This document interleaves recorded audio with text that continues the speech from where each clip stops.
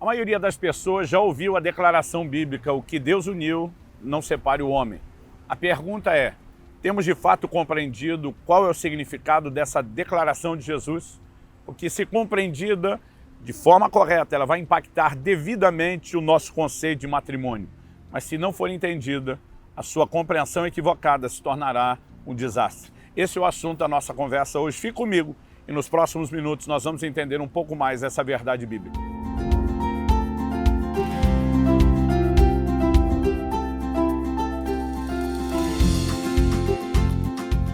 Gente, estou hoje na praia da Avenida Maceió, capital do estado do Alagoas. Aqui atrás temos o Cais do Porto e eu estou passando para trazer mais uma palavra ao seu coração.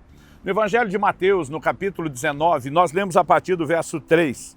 Alguns fariseus se aproximaram de Jesus e, testando, perguntaram: é lícito ao homem repudiar sua mulher por qualquer motivo? Jesus respondeu: vocês não leram que o Criador, desde o princípio, fez homem e mulher? E que disse: por isso o homem deixará seu pai e sua mãe, se unirá à sua mulher, tornando-se os dois uma só carne. De modo que já não são mais dois, porém uma só carne. Portanto, que ninguém separe o que Deus ajuntou. Os fariseus perguntaram: então por que Moisés ordenou dar uma carta de divórcio e repudiar a mulher? Jesus respondeu: foi por causa da dureza do coração de vocês que Moisés permitiu que vocês repudiassem a mulher. Mas não foi assim desde o princípio. Eu, porém, lhes digo: quem repudiar a sua mulher, não sendo por causa de relações sexuais ilícitas, e casar com outra, comete adultério. Os discípulos lhe disseram: se essa é a situação do homem em relação à sua mulher, não convém casar. Jesus, porém, lhes respondeu: nem todos estão aptos para aceitar esse ensinamento, mas apenas aqueles a quem isso é dado. Porque há eunucos de nascença, há outros a quem os homens fizeram tais, e há outros que se fizeram eunucos por causa do reino dos céus. Quem é apto para aceitar isso, aceite. Bom, nesse momento nós temos uma conversa importantíssima, porque Jesus, na sua fala, nos revela algumas coisas importantes a respeito do casamento. Em primeiro lugar, nós precisamos entender que Jesus remete todo o conceito da conversa ao que nós podemos classificar de um plano original de Deus. Vocês não leram que o Criador, desde o princípio, fez homem e mulher, né? Ele declara e diz: deixará o homem seu pai e sua mãe, se unirá à sua mulher, os dois tornarão uma só carne. Aqui nós temos a revelação do plano original. Depois da menção do plano original, a discussão entra em torno de por que Moisés permitiu carta de divórcio. Jesus explica: pela dureza do coração de vocês. Mas ele diz: não foi assim no princípio, quando o plano de Deus para o casamento foi revelado, e não será assim daqui para frente. Obviamente, Jesus, que veio trazer uma reforma, mudança de lei, estava deixando claro que essa permissão não se sustentava mais da forma como aconteceu no Antigo Testamento. Em terceiro e último lugar, nós vemos que então a discussão migra para a atual condição do casamento na nova aliança. Se nós, que somos discípulos de Cristo, entendemos que vivemos para guardar seus mandamentos, como ele falou na grande comissão, não entendemos o plano de Deus para o casamento, corremos o risco de transgredir a lei divina. Então vamos compreender algumas coisas. Em primeiro lugar, a frase "o que Deus uniu", ela vem sendo tirada de contexto há muito tempo. Nós precisamos de fato compreendê-lo. Eu tenho visto pessoas dizendo: o que Deus uniu, o homem não separa. Isso é totalmente diferente. O que Deus uniu não separe o homem. O que Deus uniu, o homem não separa é: se a união fosse de Deus, não tinha terminado. Mas se terminou, então é porque não era de Deus. Isso está completamente fora do contexto. Quando Jesus diz o que Deus uniu, o homem não separa, ele está dizendo que o homem pode separar o que Deus uniu, mas não deveria. Particularmente, eu gosto dessa versão que eu li aqui, a Nova Almeida Atualizada, onde Jesus afirma: portanto, que ninguém separe o que Deus ajuntou. Aqui fica claro que não há confusão. Agora, o que significa Deus uniu? Deus não é necessariamente uma espécie de cupido que está juntando, né, fulano com fulana, dizendo: eu quero que esses estejam juntos. Na verdade, a Bíblia nos mostra que nós temos a liberdade de escolher com quem queremos nos casar. Em 1 Coríntios 7:39, a Bíblia diz: a mulher viúva está livre para casar com quem quiser, contanto que seja no Senhor. Deus só restringiu o universo da escolha a pessoas que partilham da mesma fé. Mas cada um é livre para escolher. Então o que significa o que Deus uniu? O que Deus uniu é a instituição do casamento criada por Deus. Portanto, não importa se alguém casou antes de converter, numa cerimônia, né, maligna, ele pode até ter feito a cerimônia da forma errada, buscando bênçãos, entre aspas, no lugar errado, mas a união é criada por Deus, então ela é divina. Toda pessoa que entra no casamento entrou na união divina. E quando se entra, é para se preservar aquela união na qual nós entramos. Simples assim. Nós precisamos parar de mistificar ou de tentar dar desculpas a respeito de algo no qual o assunto bíblico é muito claro. Eu observo o nível de divórcio dentro da igreja quase se equiparando ao nível de divórcio do lado de fora no meio dos incrédulos. Isso é uma vergonha, né? Porque Deus tem nos chamado a viver de uma forma diferente da forma como as pessoas vivem no mundo. Quando eu olho para as Escrituras, eu percebo que, obviamente, houve uma época onde o divórcio foi permitido na lei de Moisés. Jesus dá o motivo. Jesus diz, foi por causa da dureza do coração de vocês. Mas enquanto esse povo, na lei, que não nascia de novo, vivia com um coração duro, Deus já estava fazendo promessas. Eu vou tirar o coração de pedra, eu vou dar a vocês um coração de carne, né? Eu vou dar a vocês condições de obedecer às minhas leis. Eu e você hoje temos recursos sobrenaturais para não ficar dando desculpa de que não há adaptação, de que há incompatibilidade. Nós precisamos aprender a andar sobrenaturalmente no amor, ou seja, nós temos recursos para manutenção de qualquer relacionamento, né? Basta decidirmos viver o Evangelho nos modos que Jesus ensinou. Ele diz, se alguém te bater na face, vira outra. Se obrigar a caminhar uma milha, vai a segunda.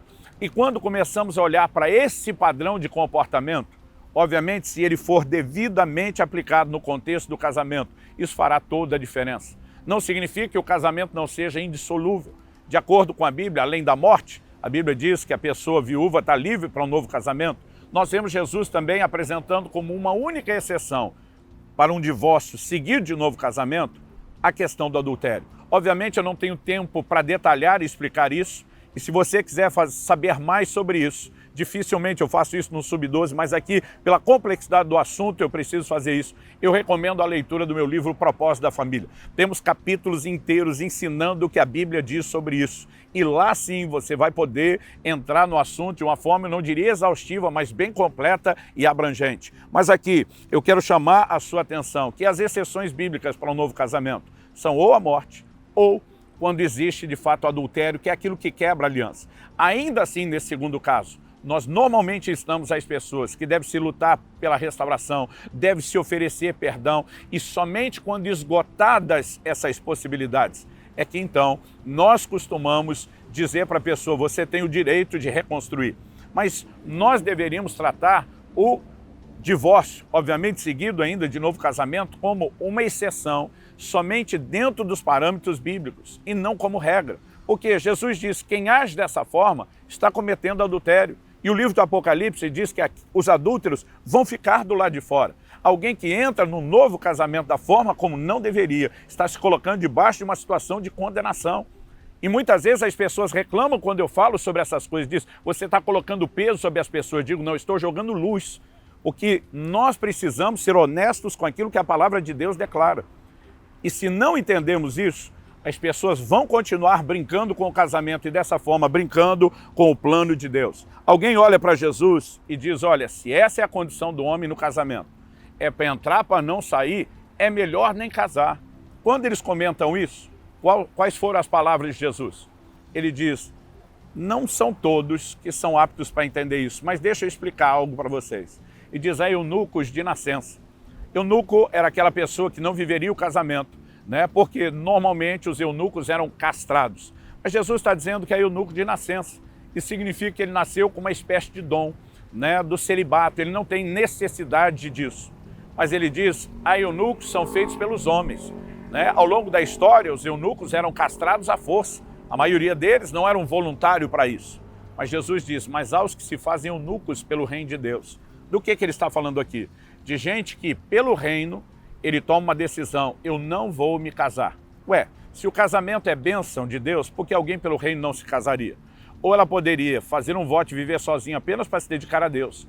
Ou ela poderia, no contexto do que Jesus está dizendo, se eu tive um divórcio que não me dá direito a um novo casamento pelo reino de Deus, para não ferir o reino de Deus, então eu me guardo de casar. Eu tenho dito às pessoas que o maior problema não é necessariamente o divórcio, até porque o casamento não depende só de um.